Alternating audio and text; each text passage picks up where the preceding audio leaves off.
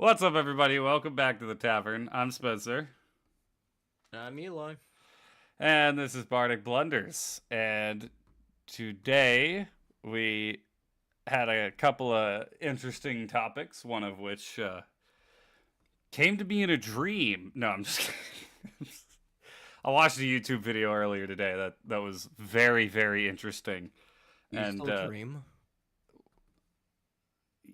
yeah, I'm not gonna touch that. I'm just gonna keep going. Um, so the name of this episode, the Portal Effect, came from a YouTuber. I believe his name is WhaleMilk, which is an odd name, but he's a smart fellow. That's a great he is one smart fellow, and he definitely felt smart after making this video. But he called it the Portal Effect, and what he was talking about was the game Portal, how it became such a massive phenomenon that it literally drove the internet. Like, it created certain branches of humor on the internet. So much so that if you turn around and go back, like, there's people who will play the games now and be like, oh, this is just so derivative of old humor. But it's like, no, Portal created that humor. But that's kind of just an aside on it. It spawned one of the biggest memes of all time, especially in its era, with "the cake is a lie." But if you hear that phrase, and to everyone who heard that phrase before they played Portal, the game was spoiled. There was a major part of the game that no longer clicked. Because when you played Portal initially, you're a test subject. You're like, okay, I'm running through tests, and you start to piece things together in your mind. Like, if this is a testing course, why is there like disgusting poop water that kills me whenever I jump into it? Why is there all these observation decks that nobody's observing me in? You know, something's not right, and slowly your brain, you start to realize as you go through that GLaDOS isn't there to help you. You have me saying Gladys now, you tool. How you're supposed to say it? It's GLaDOS, not Gladys. No joke. The reason I call Gladys Gladys is because when I watched a speed run, devs watch speed run, and both of the devs called Gladys Gladys the entire time.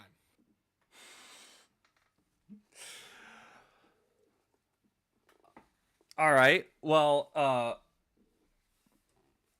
anyways, so you're supposed to go through the game as you're playing it and start to connect the dots and realize that something's not right, and that you ultimately come to the conclusion that this isn't just you doing tests. GLaDOS is trying to kill you, and this whole facility is in a state of disrepair. If you hear the cake is a lie, though, which a lot of people did, because for those of you who weren't, I know I have a lot of my audience is like in their teens right now. So you guys were probably a little bit younger. Maybe you do remember, but the cake is a lie was one of the biggest memes back in like 2010. Like, that was the meme. People were getting shirts and bumper stickers and tattoos of "the cake is a lie" because it was you know, such a thing. But inherently hearing "the cake is a lie" destroys the suspense of Portal. It immediately sets off all those light bulbs at the same time from the moment you start the game, and you don't trust Gladys from the start of the game.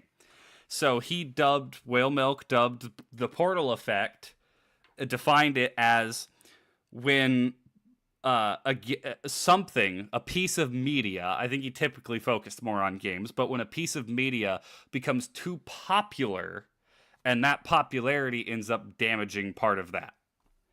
So I immediately started thinking of a bunch of other things that occurs with, where it's like it happens a lot with horror. Horror is definitely the thing that relies most on the unknown. The fear of the unknown is the only thing that makes horror effective. And once you take away that, horror starts to fall apart. And you can still be decent without the fear of the unknown, but it definitely takes a hit. And the prime example is Alien. I watched Alien a very long time after it came out, because it came out in what, 79? I wasn't born for 20 years. So the Alien was already heavily integrated into pop culture. So by the time I'm old enough to watch Alien, it's not really, I mean, it's still a good movie. It is. I can't deny that it's a good movie, but it certainly lost a lot of its punch because I already knew what the alien looked like. And I want to be 100% honest with you. My first time watching Alien was last year. really? Yeah. Wow. All right. I was at Dragon Con and they had movie rooms going, and Oh. it was like 1 a.m. and I was tired because I had been partying the entire day. Of course. So I went and sat in there, and I had just started Alien Covenant. Covenant. I watched. It's one of the more recent ones. Yeah, I haven't seen any but Alien. Alien and Aliens are the only two I've seen. Yeah, so I watched that one. I was like, okay, that's good. And then Alien came on. I was getting up to leave, and they're like, "Oh, you got the person in the room," because it was just me and them. There was no one else there, and they're like, "You're not gonna stay for Alien?" I'm like, "I haven't seen it," and they were like, "Watch it, dude. How have you not seen it? And you're at Dragon Con."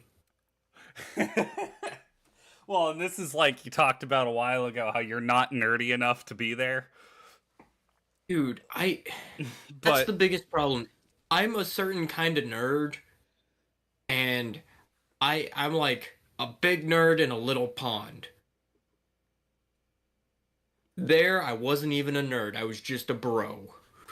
what's up, Shadow City Guardsman? Yeah, we got a D&D. It's, I mean, it's more loosely just like a nerd podcast, but we definitely talk about D&D on here. We didn't have anything D&D lined up for today because there's not exactly a lot of D&D news right now. But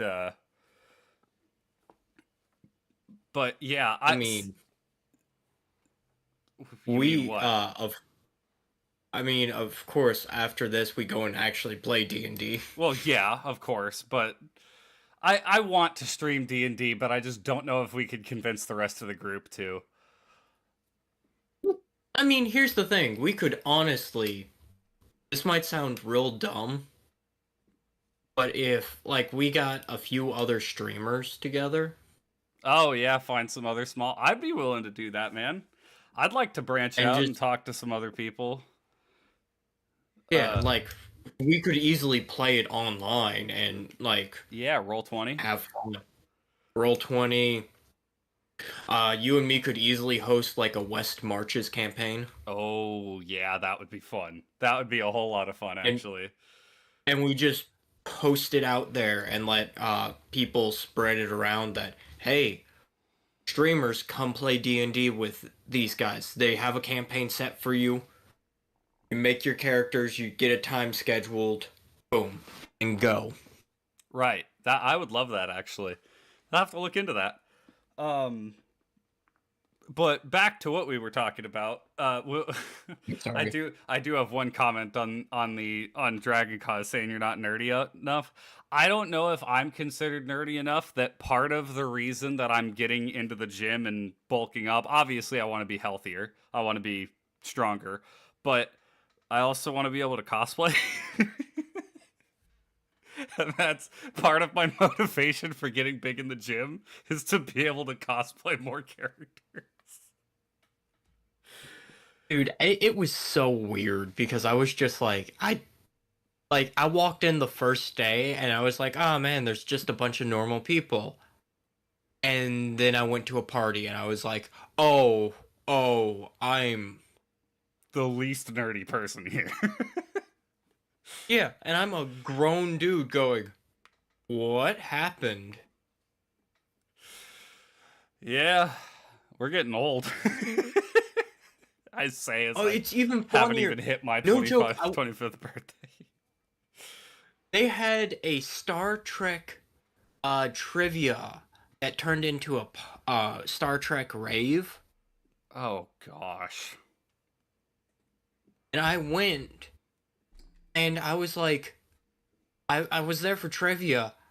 I got 0 questions right. Yep. Oh yeah, dude. That's the thing. There I think there's a very different thing with us the kind of nerd us and the rest of the group is. There are some people who are a Star Trek nerd. Like they don't care about any other kind of nerd media, comics, Star Wars, anything else. They love Star Trek or they love Star Wars. You know, they're very particular. So when they're so focused in on that one thing, they can get down to the minutia of that one thing. And like that's why you get people who know the name of the engine that was on the ship that they flew on episode 1 to Naboo, or not to Naboo, to Tatooine, Princess Amidala's ship.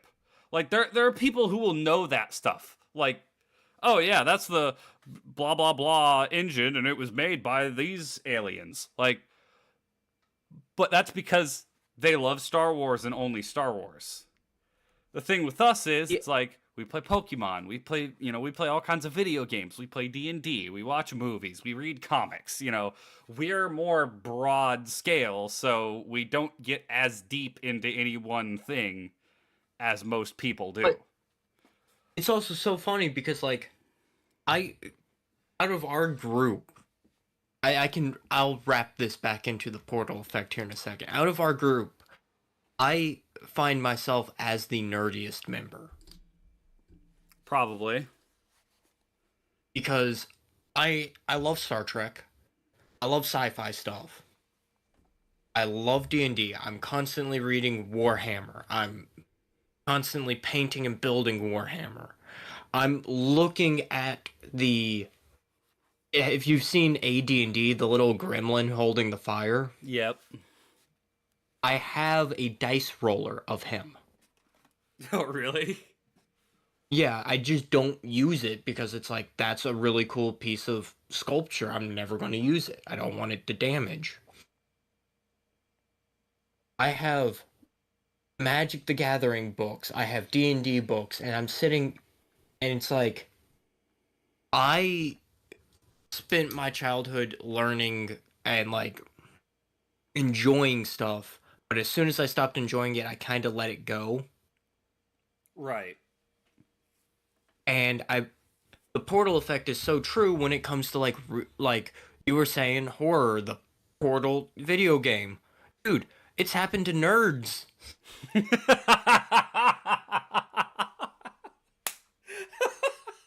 Being a nerd has become so popular that it's no longer cool. No, no, I rephrase it from it's no longer cool because let's be fair, it wasn't cool in the first place. Okay, now it's cool to be a nerd when it used to be not cool. Yes, exactly. It used to be not cool to be a nerd. Now everyone is a nerd about something, and everyone always knows. There's always somebody who knows more than you do about the thing you nerd out with. Yeah. It's hard on me because I'm like I will sit down and learn something in its entirety. If I'm into it, like the best thing, this is one of the best examples. There's a board game that you hate. Twilight Imperium. Yep. I did not like the game at first, and then I played it a second time, and I was like, okay, I understand how this game works. I understand what the game's about. And I'm like, I like winning, so I went and was like, well, let's go see how other people play the game. And I got turned on to a pro board gaming group that does Twilight Imperium tournaments. Mm-hmm. And each game is like 12 hours long, and they stream it. Yeah. See, I was gonna say, for anybody who's listening to this, was like, oh, why does he hate this game? He's going on about it, and it's like you hit the 12 hours long. That's where it's like, I don't care what the game has. I'm not playing a board game for 12 hours. That is exhausting to me.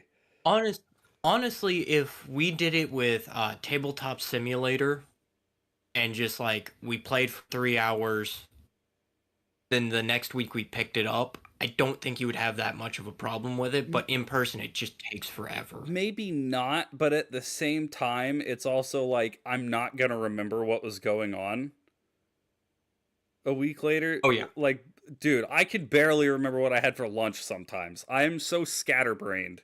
Like But it was one of those things that I just sat there and learned the game. I learned how every single little thing functioned in the game. And we played it again. And I was like, and I did my normal, like, couple of turns, and I was like, oh, I'm setting up for these 3, victory points. And they were like, that's cheating. And I'm like, how is that cheating? I went and learned about the game. Yeah. Yep. I got called a cheater for learning about a game. And they're like, there's supposed to be mystery. It's supposed to be intrigue. You're not supposed to know what's going on. I'm like, it's a board game. I'm playing to have fun, and my fun is winning. Well, and when I can't win, I'm going to make it as hard as I physically can for everyone else to win. That's what irritated me sometimes about playing board games. Is it was always like some people would get upset when they wouldn't win. Like we played Ascendancy one time. And I mean, how many times did we play Ascendancy? Double digits. We played it a lot. Definitely. And I never won. There was like one time where I came very close to winning. No, you've won. All right, well, shut up and let me talk. Oh. Jackass. I think I know what you're talking about now. Never mind. Yeah. Because I was just interrupted by I'm sorry. Freaking tool. My bad. I had no clue where you were going with this. I was like, no, I'm pretty sure you won before. I remember that game. See, no, I was like on track to win one of the times we were playing. I was coming really close. And all of a sudden, 3 people just went, I hate you, you lose. And then somebody who wins every single freaking time ended up winning. And everybody's like, oh, well, man, it sucks that he won. I'm like, well, yeah, if you all didn't gang up on me, I would have won. But then finally, we're playing it on Tabletop Sim. And I remember when we were still working together in the kitchen because I was like, dude, I think I have a chance to win. And you're like, do you? I'm like, yeah, I think so. If I can just capture that one planet, I fulfill my victory, my win condition. Because I was playing as the Vulcans, and they have a secret win condition that nobody else knows. That's randomly drawn at the start of the game. I was like, so if I get that planet, I can plant whatever nodes that I needed to put down, and I'll win the game. And you were like, oh, well, I don't have a way to win, so I'm not going to get in your way. I'm like, all right, cool. And I won, and everybody's like, well, yeah, he did win. That's his secret objective. And then one of the players was like, oh, but we should keep going. Yeah, like, no, he won. He's like, yeah, but, like, we should still keep playing, see who another winner is. And they're like, no, there's not another winner. He won. It's like, I won. We stop now. Like, I won the game. We don't keep playing when somebody else wins. Like, the funniest part actually was he had already been eliminated too. Yeah, he was completely eliminated from the game. He couldn't win. So I was like, why are you trying to take this away from me? I was like, come on, man. But that was man, I wish we could play that again. We probably could, you, me, and Alex.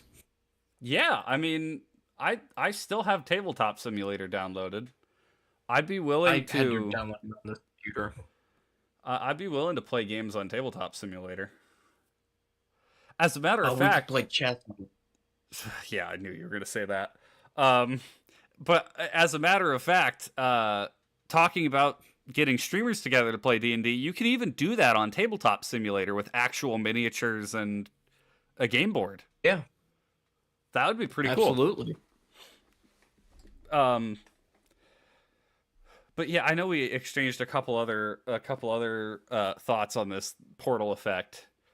Five Nights at Freddy's is another one WhaleMilk mentions in the video because it's like back when you played it in 2014, there was this mystery and it was so unique where no other game makes you feel that way, where it's like, oh, I have to sit here and wait for the things to come at me. I can't have a fight or a flight response. I just have to sit here and delay. But now, especially since the game has been stripped bare by people digging into the code and all that kind of stuff, the whole formula of that game just isn't scary or, anything anymore. It's not startling. Like, what's going to happen. The jump scares aren't, it's lost its luster. Um and it's a shame that happens. And I know he also mentioned the Outer Wilds. He didn't spoil it, but he said there is an inherent value to something you can only play once. But Yeah. because it's why people, he mentioned The Sixth Sense too, which I won't spoil that. I have seen that, which for me personally, I figured out the twist of that movie immediately. Like, it was like 5 minutes into the movie that I was like, oh, I know what's happening. And my mom was like, all right, just shut up and don't say anything because your sister's watching it too and you don't want to spoil it for her. I'm like, okay, fine. But that movie didn't work for me because I immediately figured out the twist. There's a lot of things where it's like that's why it was so hard to watch movies with my mom, because she was so good at going. She would just figure out the twist and be like, okay, this is how the movie ends, and we'd all be like, nah, nah, and then we'd watch and it would end the exact way she said. Except she wouldn't be like, oh, I'll be quiet about it. She'd be like, no. Hulk is going to show back up right when the Avengers need him and save the day. Yeah, well, I mean, even that's a little bit more predictable. There's stuff like that though, where it's like, okay, Mom, really? There has also, been a lot of times board games against her was terrible. What? Board games with her was terrible. She had dice luck out the wazoo, and she just would be like, okay, I need to do X, Y, and Z, and I win. And we were like, no, you don't. You need to do A, B, C, and she would do X, Y, Z and win every single time. And we were like, why? Oh boy.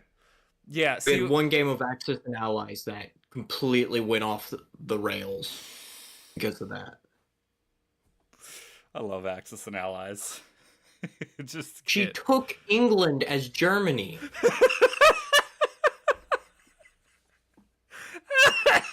Round 2.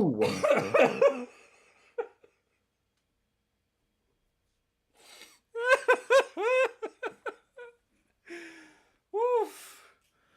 Oh boy. Really defending with much. And just hook England. And we were like, what?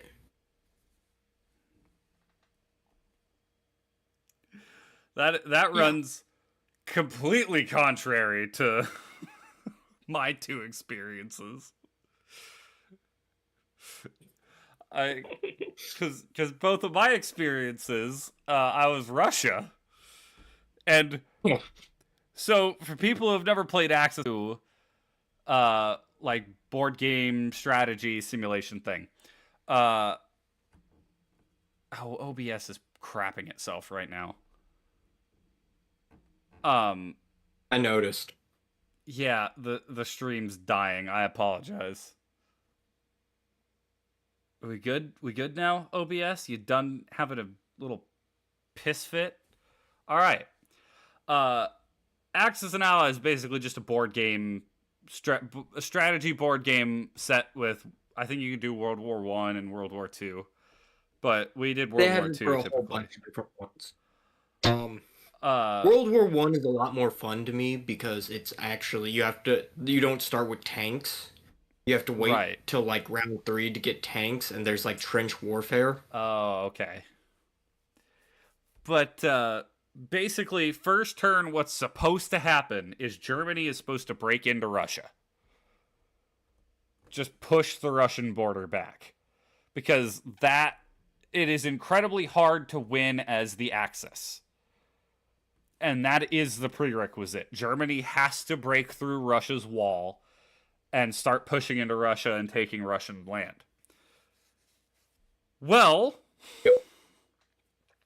both times that we played it at our Sunday game night we used to have, I was Russia, because Russia is the most simple faction to play.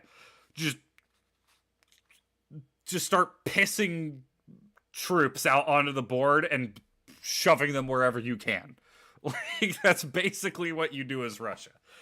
Well, both times, the same guy was playing Germany, and he tried to push into Russia, and I absolutely destroyed him on the dice rolls, and he could not, like, my wall would not budge. And he was very upset that it happened twice. And then we didn't play Axis and Allies again after that. I remember the first time it happened, he quit playing, and I had to play Japan, Italy, and Germany all at the same time against 3 people. Yep. And I still managed to hold that game for way longer than I should have. Absolutely. And the second time, he got very mad again. And I think I was on your side that time, and I think I was playing England. Yeah, yep. And I was landing planes in Russia. Which is something you're never supposed to be able to do. Yeah, but I mean, it was top tier comedy for me. Because, like, the first time I was like, oh, I did something good, and he's like, getting upset. I'm like, all right, cool. And the second time it happened, I was just like, there's no way it happened twice, man. There's no chance. I miss those Sunday game nights. Oh, we should bring those back. Well, the only problem is I'm in a different Sunday game night now. Oh yeah, that's right. With coworkers. I ditched them. Ditch them? Yeah, sure. But to get back on track with our board, because I mean, how many times do I have to say it? The freaking catchphrase for this show. If you don't like tangents and non sequiturs, this ain't the show for you. But so I put down ATLA live action is concerning. There was some news. I don't know when it came out, but I just saw it today that was talking about how they were going to make Sokka not sexist. Like, just cut off, they're going to remove that flaw from him. It's like, okay. The problem with that, though, is that was part of his character development in the show. And by removing that element from him at the start of the show, you're inherently removing part of his character development arc. Because that was the whole reason that Kyoshi Island existed, was to teach Sokka, like, hey, no, women can be just as strong as you are, dude. Like, they're on equal footing. That was the point of that episode, to say, maybe don't be such an asshole, pretty much. And that's a key part in the beginning of his character development. So to just pull that out entirely and be like, no, we're not gonna do that because it might hurt somebody's feelings, is like you're destroying part of his character development by doing that. Like he learns not to be sexist. Like it's a great turnaround.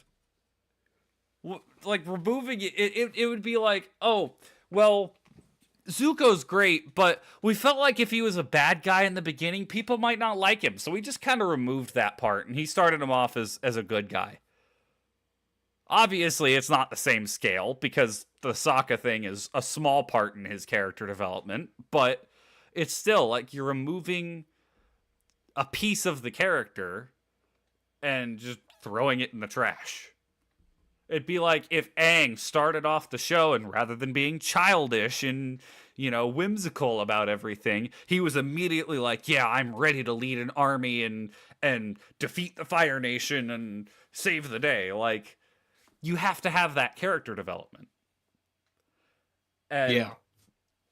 I think it expands into most media nowadays where there's a lot of they want to remove the flaws from everything.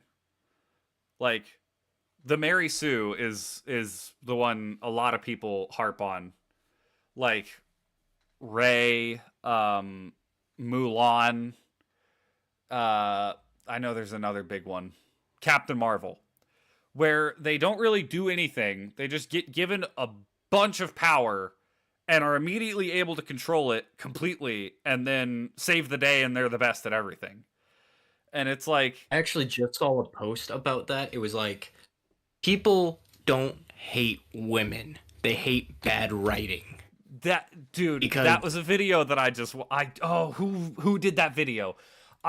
There was a guy who made a video about that. Because look at, Kate Burton from Hawkeye. She is a universally loved character. And she is flawed. She is not your typical female character. Master Samwise. YouTuber Master Samwise. Audiences hate bad writing, not women. Yeah. Incredible video. I sent that one to you, actually, because of... Not Strong Women. Not Strong Women is the title. Because I watched it and I was like, that was a great video, man, and it does a good job breaking down how to write a good character. And one of the points he makes is comparing old Mulan to modern Mulan. Old Mulan was just a girl, and in her enrolling in the military in place of her father, she didn't have the same strength as the men, so she had to use her wits. She was cunning. She was quick thinking. She was very intelligent, and she used that to her advantage to keep up with all the other soldiers. And so it made a very, she earned the spot she was in by the end of the movie. I didn't watch the new Mulan because of human rights issues around it, as well as I don't really watch Disney movies anymore. But in the new Mulan, she's just amazing at the beginning of the movie and doesn't have a character development arc. She's just amazing the whole movie and, saves the day. So it's like that's I hate when they remove flaws from a character to This is something I do want to bring up because I think tomorrow morning I start my recording for fixing writing. Okay. And one of the things that I will be talking about is giving your protagonist or main characters flaws. Right. That's not going to be in the first one. I think my first episode is I can pull it up because I have all my notes on it. And I have it on my phone, so let me go there. But yeah, I mean, you know what? You know what does get the progression thing right? Anime. there are definitely leaps in logic where an anime character will be like, "Oh, I'm in the middle of battle and I've been getting beat up, so I just discovered how to learn this superpower." But definitely there's things like that. But like in Naruto has to spend rigorous a large amount of time doing rigorous training to master new things. And yes, he has to figure out his own way to train, but like that's a whole episode every once in a while. They do a whole episode where Naruto is figuring out how to train for this new power. So he has to practice with it. He has to learn what he's doing, And they do anime does that power progression thing really well. And I'm not trying to just be like, "Oh, anime is so good," but seriously, I'm starting on setting, okay. which is pretty much the start of any writing journey. You have to kind of know where you're writing and what you're writing about before you can start writing. Exactly. Which a lot of people, I think, are missing that point. Although I will say there is value. It's not something you should make a practice out of when you're writing, but some really funny things have been written off of a joke. Like, oh yeah, I made this stupid joke, and then that joke snowballed into this huge, like, as people were talking about it with the Penguins of Madagascar sequel has an incredible, I need to find it. It's an incredible series of jokes with the bad guy. with the, he keeps saying people, celebrities' names. Yeah, he's talking to all the octopuses, and he's like, Nicholas, cage them. Elijah, would you please take them away? Drew, Barry, more power. Robin, write this down. I saw that today and could not stop laughing. I was at work and I was cackling like a small child. Helen, hunt them down. William, hurt them. Hey, Hallie, bury them. Hugh, Jack, man the battle stations. Kevin, bake on. We're still gonna need that victory cake. Like, and people under it were like, "Do you think they made the joke for the movie, or they made the movie for the joke?" It's like, so The Martian, I love how The Martian came into being. Is the guy who wrote it, Andy Weir, both of his parents were like NASA scientists. And he studied engineering, and he was like, I wonder what missions to Mars would be like.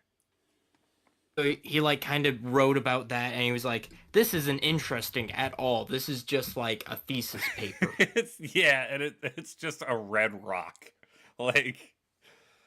And he was like, "Oh, what? You know, it'd be interesting writing wise is if somebody got left on Mars." Yeah. And then he was like, that is how the best stories get made." Pretty much, but it was joke after joke, and he was, in the end, he was like, one of the main reasons I was like, yeah, this is gonna work, was the space pirate joke.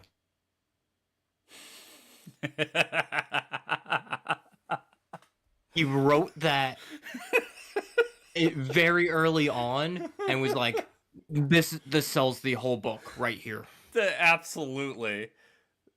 Well, and that's the thing. I love when something like that, like he's in such a hopeless situation in that book, yet he has such a bright attitude for most of the movie. He's making the jokes, he's doing like, and I know book, movie, they're both great, but he spends the whole time like joking around and having fun, even when the pod tears open and he's has to frantically find a way to fix it. He still sits down for his next video and he's like, yeah, well, that sucked.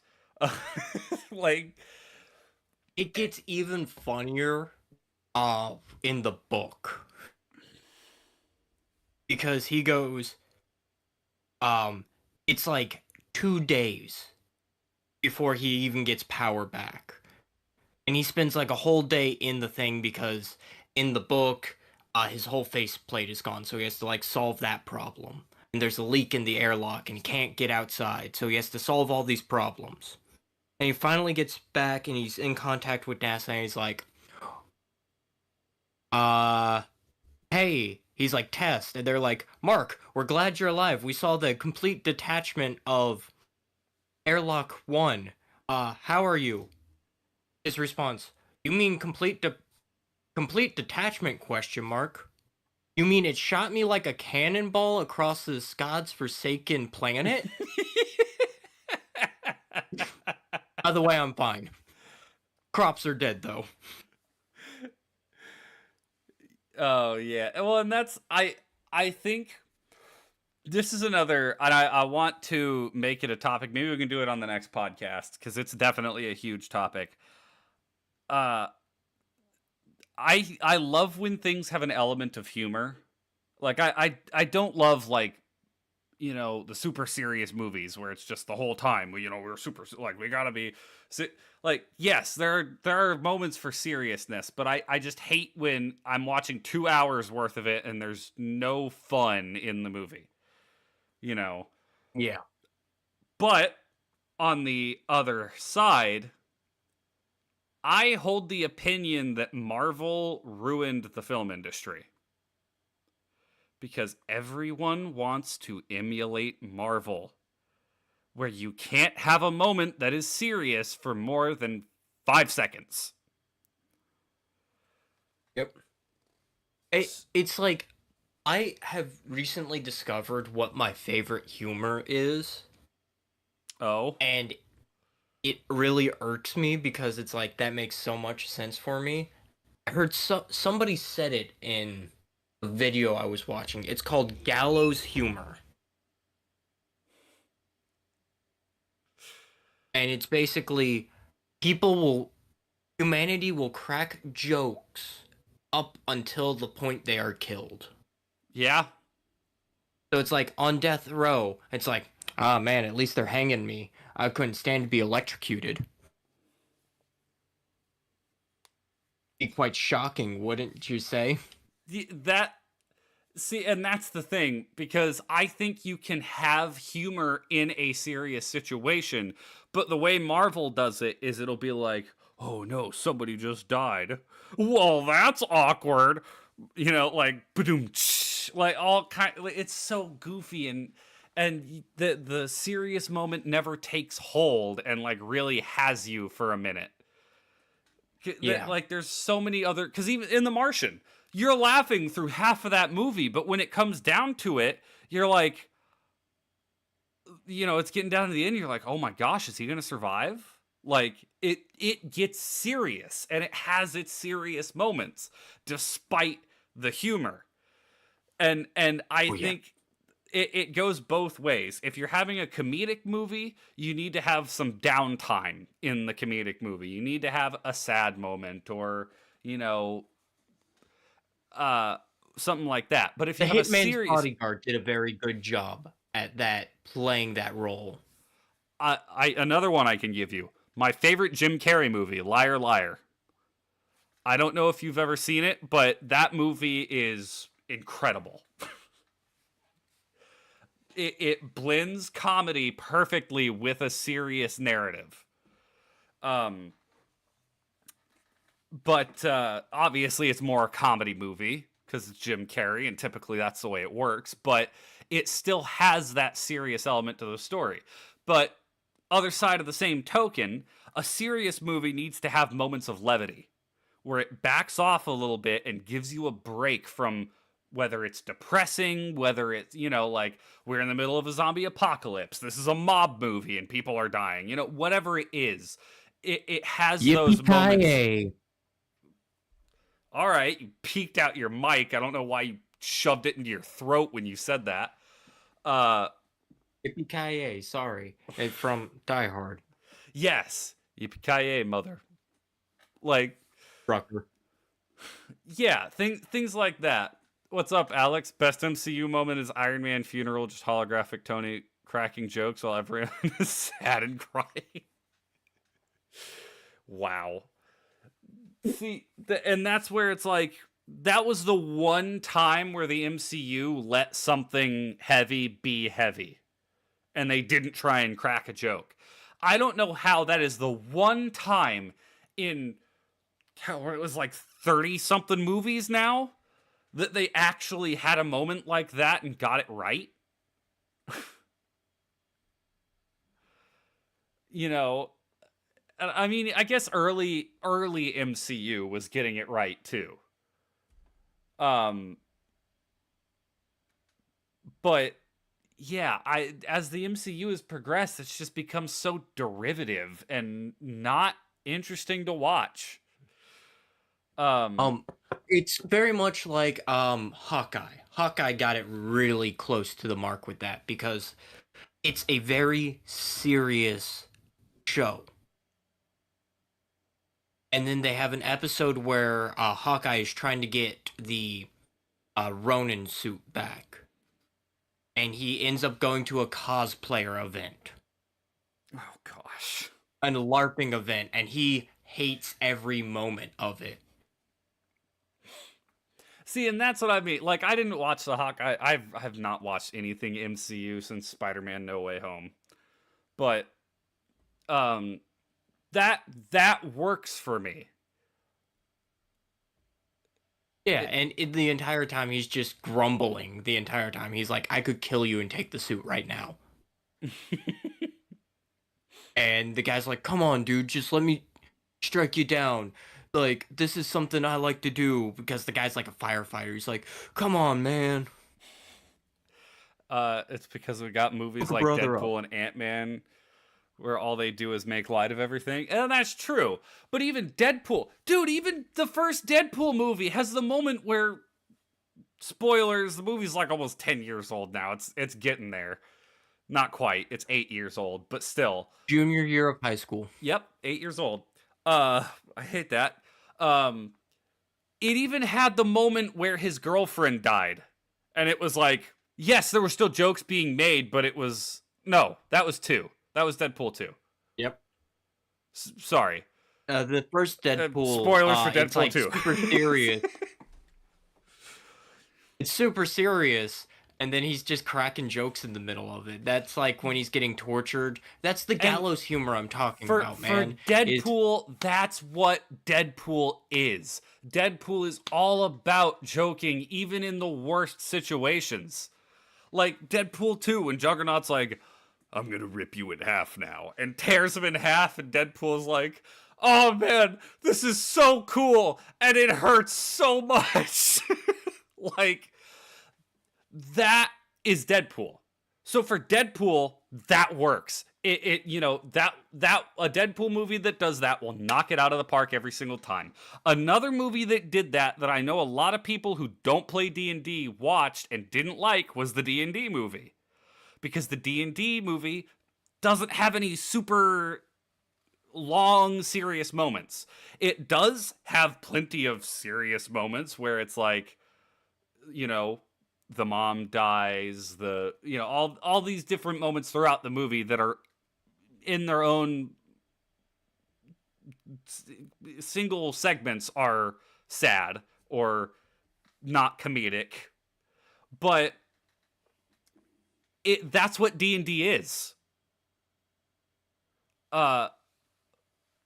So, you know, when that's the inherent way the thing works, when D&D is constantly like, how many times when I was having you guys fight one of the worst villains in my world, like he was burning people alive, and you're all like, yeah, you're a bitch. Like, oh yeah. Oh my gosh, hey, it happened stop your monologuing and fight us. Yeah, exactly. You guys were constantly joking. So for D&D that works. For Deadpool that works. And, you know, they throw in those moments of seriousness in Deadpool 2 when his girlfriend dies, when, you know, the kid is, you know, right at the end when Deadpool tries to save the kid by offing himself. Like, there were serious moments in there. Not super serious, and they didn't stay super serious for a long time. But when it's a comedy movie, you don't expect that. But they did it enough, I think, that it keeps the viewer engaged, and it breaks up the comedy a little bit. But it also, that's what Deadpool is. When I watch a Deadpool movie, that's what I expect. What I expect. When I go to watch Thor or Captain America or the Avengers, that's not what I expect. Yes, of course, I expect comedy because it's based off of comic books, and most comic books have a level of comedy to them. But I also expect, like, a serious encounter with a villain, and for them to take a character death seriously. Like, I just saw a video. I did not watch Thor Love and Thunder. I heard it was not great. But I just saw a video where it was like, this is the moment where Thor Love and Thunder should have turned. And spoilers to people who haven't watched it and who actually care, Korg dies. Korg gets killed, and Thor turns around and kills Zeus, who is the one who killed Korg. And people were saying this is when the movie should have turned around and became serious. Especially because you still have to deal with Gore the God Butcher, one of the most brutal villains in Marvel history.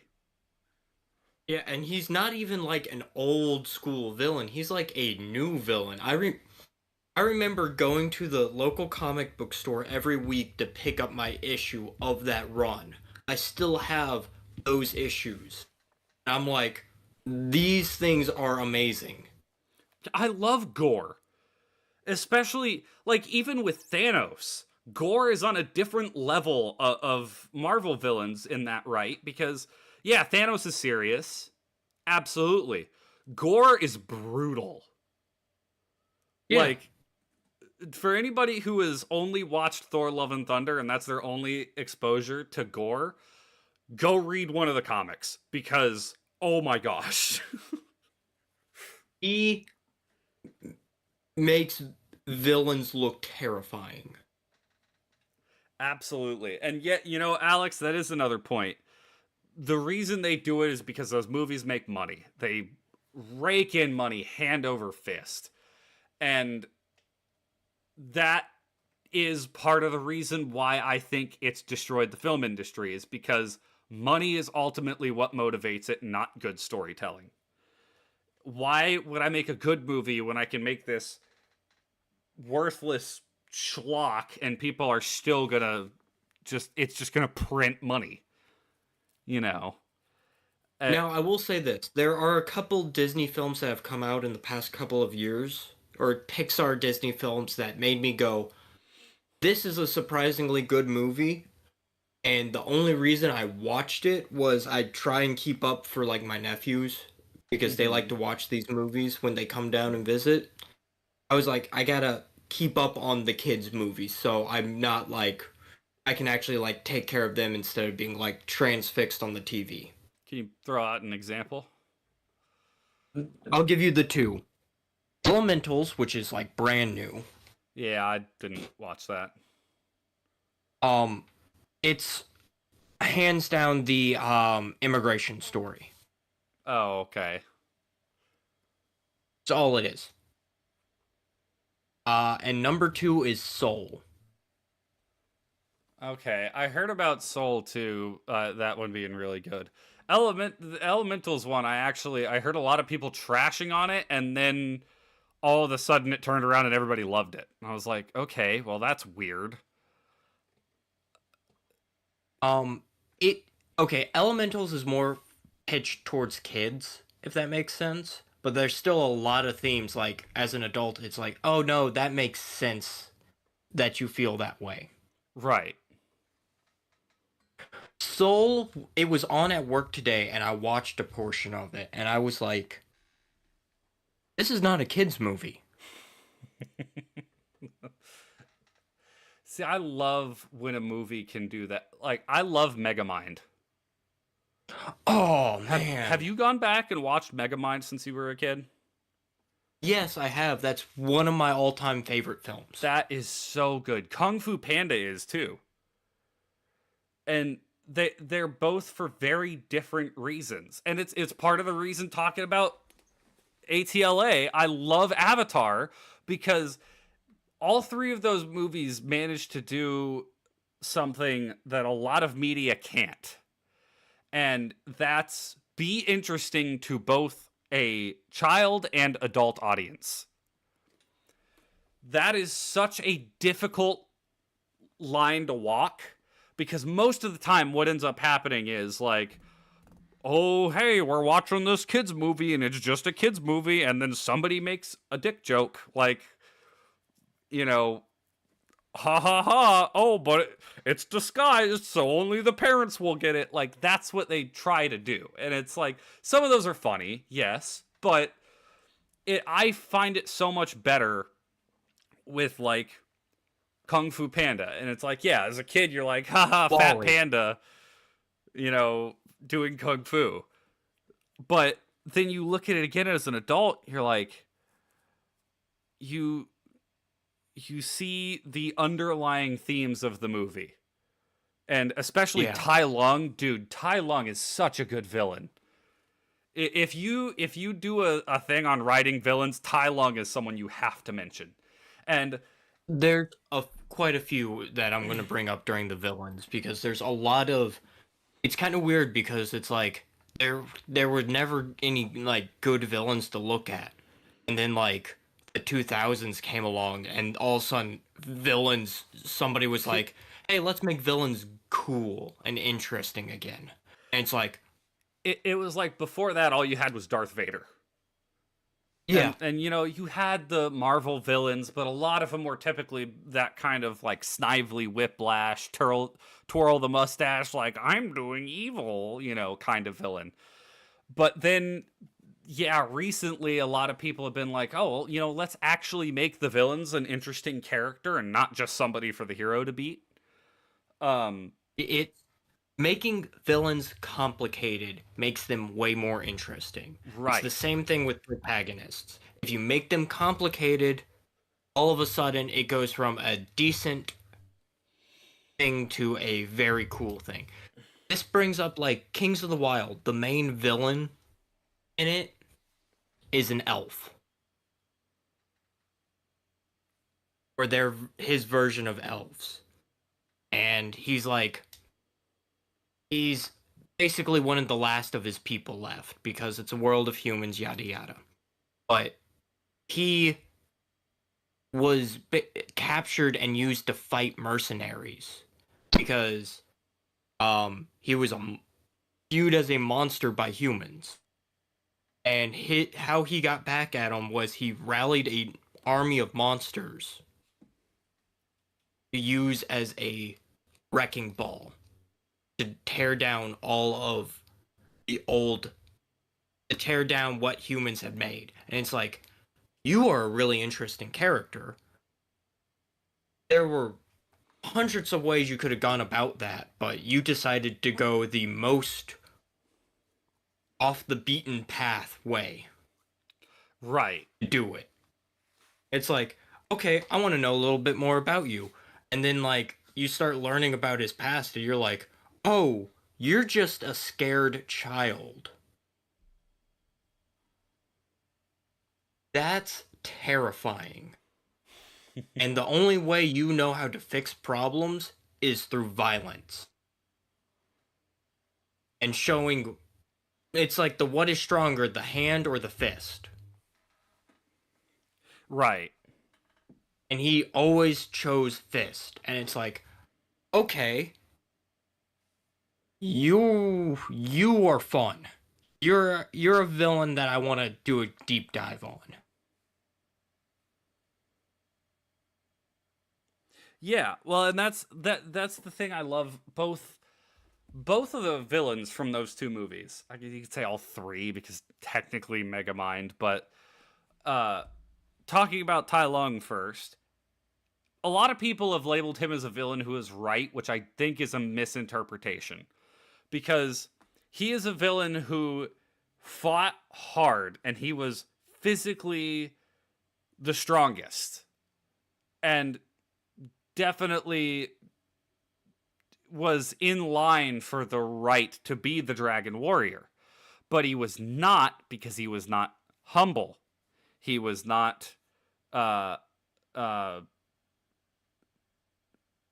he didn't have humility. I don't know how I was trying to phrase it the other way, but he didn't have humility. He physically he was strong, but he was not in the right mindset, and that is why, because they have that when Shifu shows up, or when he shows up and confronts Shifu at the palace, their conversation, I don't remember the exact wording of it, but basically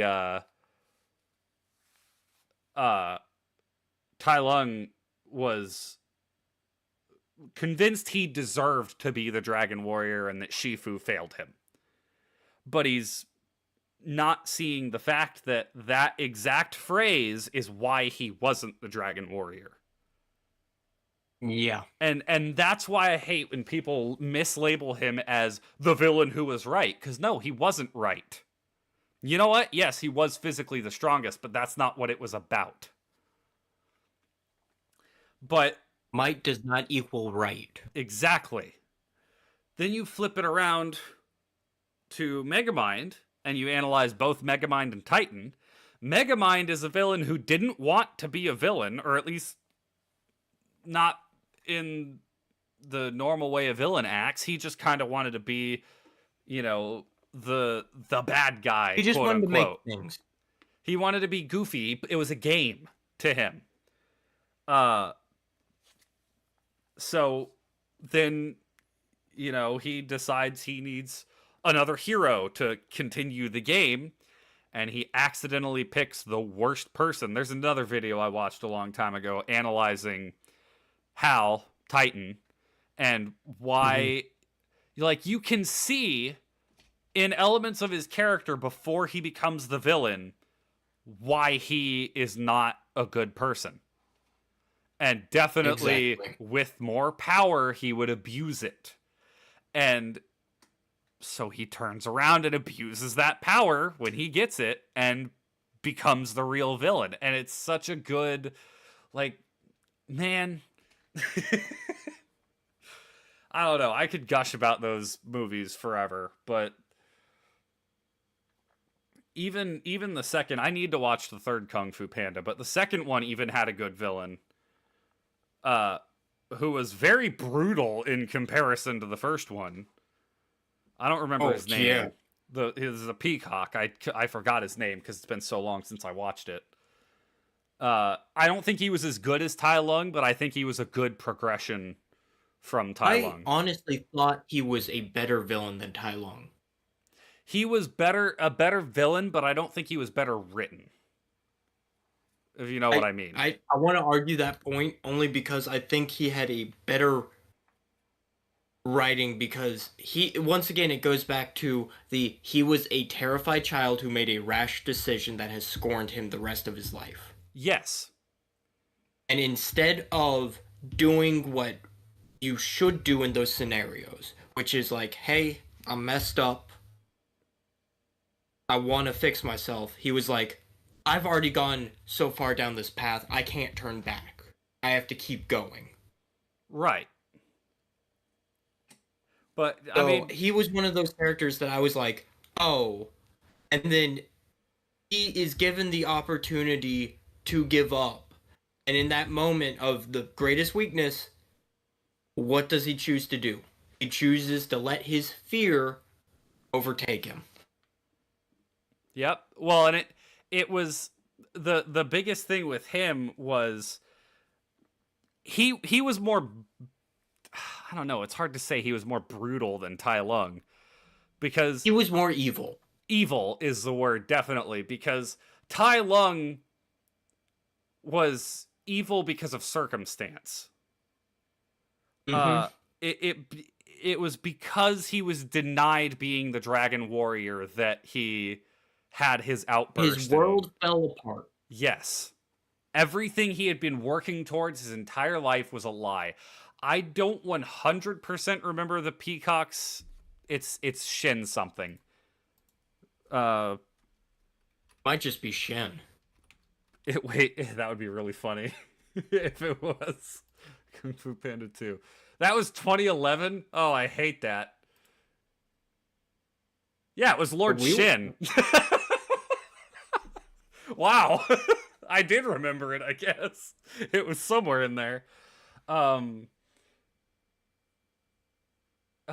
me I need to read his This is the thing that I want to go over in my villain episode I do on writing, the antagonist episode. Because antagonists and villains are two different things. That's one of the major points I want to talk about. An antagonist is someone that just conflicts with the protagonist. They're the antithesis of the protagonist. Doesn't make them a bad guy. A villain is somebody who has taken a wrong step, and instead of going, I made a mistake, they've kept going. Whether it be that they were forced to keep going, because there are a lot of people who are considered evil who are like, no, I started down a path and I realized I couldn't stop going down it. It's the slippery slope. It's the hero falls to villain because of one action he makes.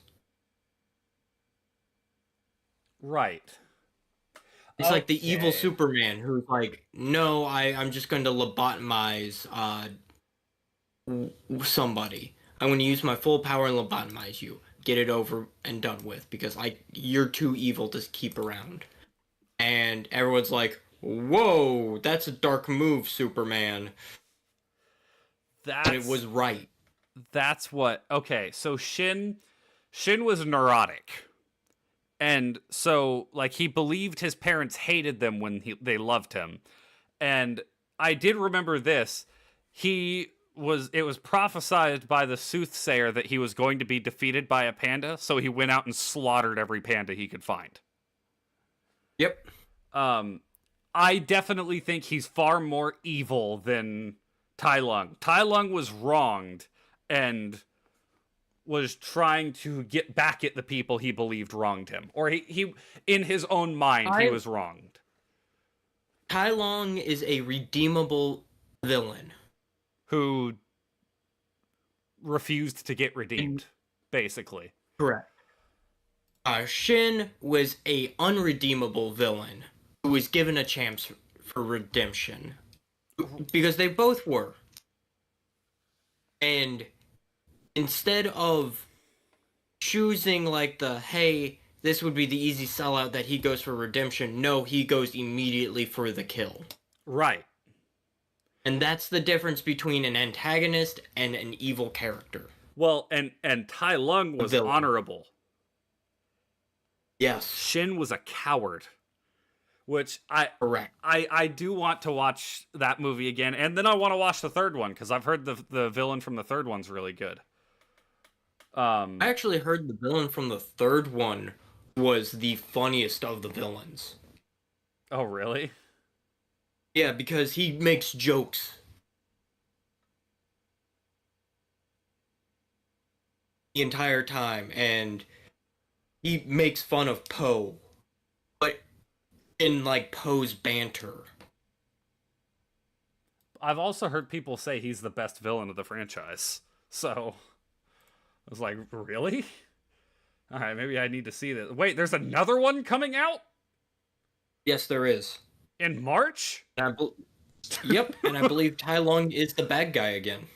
Wait, what? Yeah. Well, crap, I do need to watch 2 and 3. Because that actually... there's been... For the past 2 years, there's been one movie that has gotten me to the movie theaters, and maybe that's what Kung Fu Panda will be. That's what does it, Kung Fu Panda 3? 4. Kung Fu Panda 4. 4? Oh, never mind. There's Sonic the Hedgehog 3 this year, too, so I'm definitely going to see that as well. Hey, But I guess you and me are going to spend some time in the movies. heck yeah. But we do still have one more thing to get to before we end off. So Spirity was our game of the month for January. Uh it's on the Xbox Game Pass, and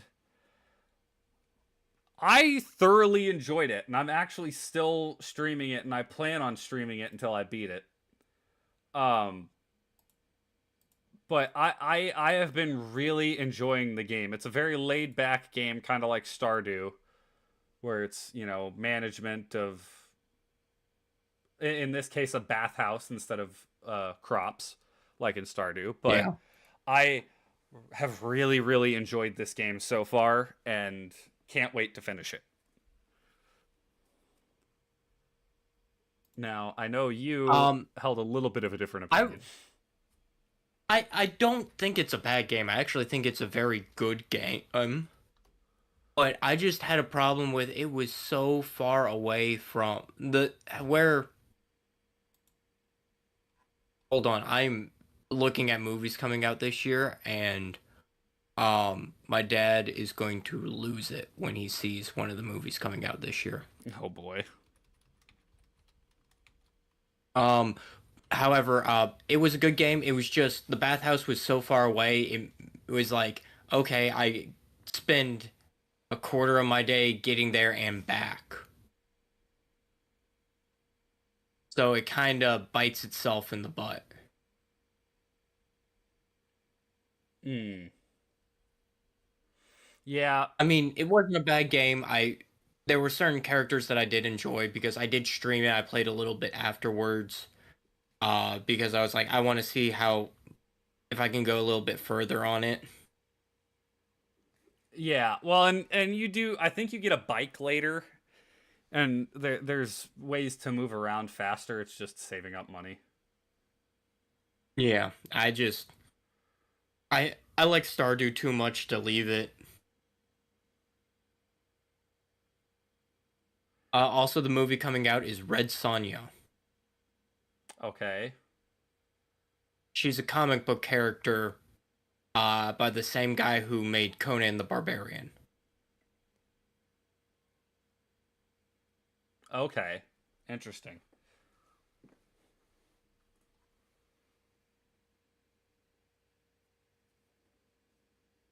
So it's very much in that theme.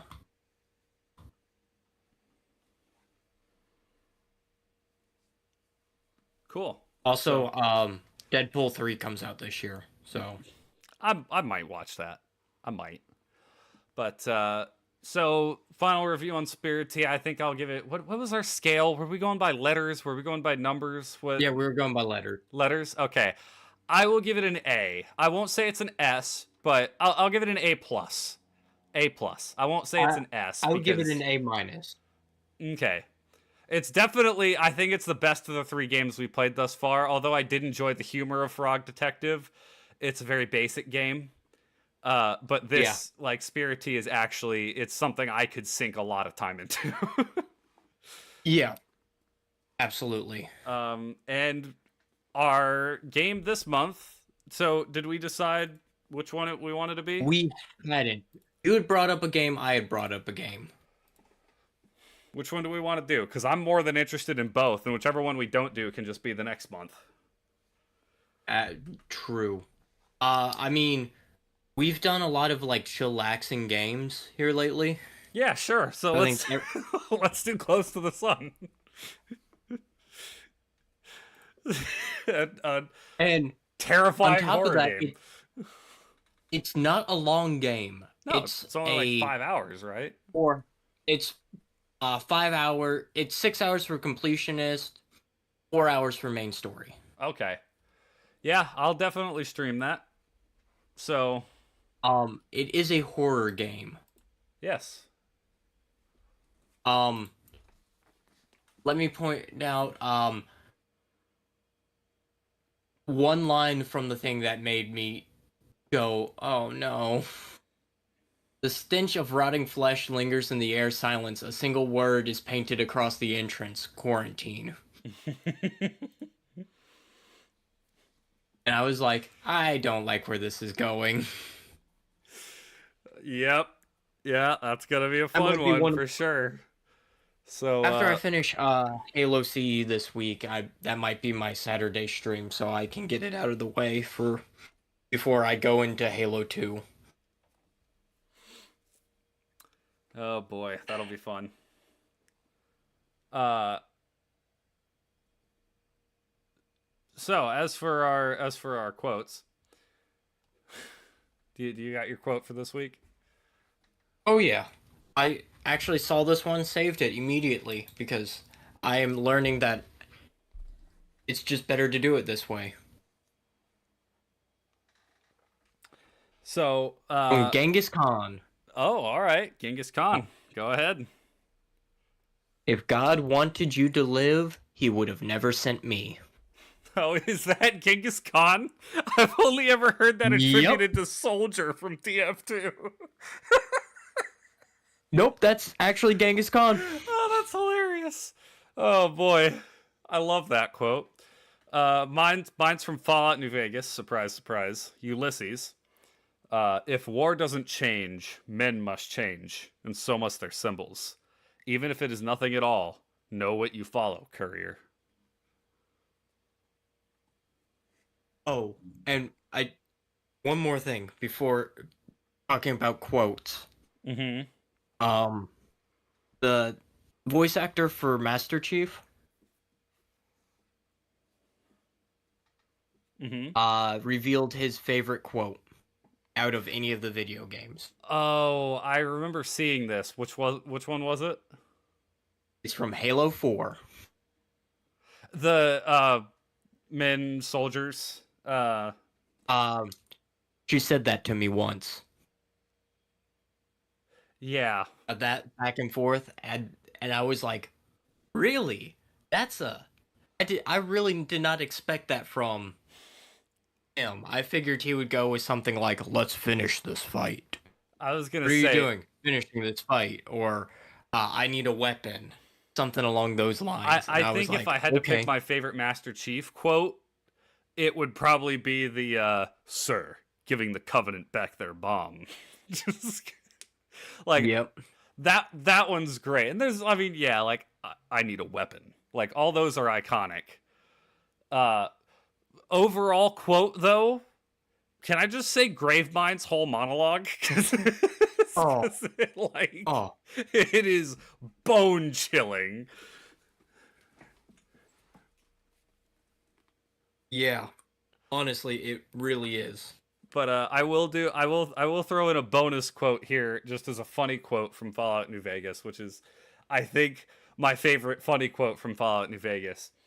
In one of the DLCs called New World Blues, where you deal with a lot of technology, some of the main characters are scientists from the old world who transferred their bodies into these their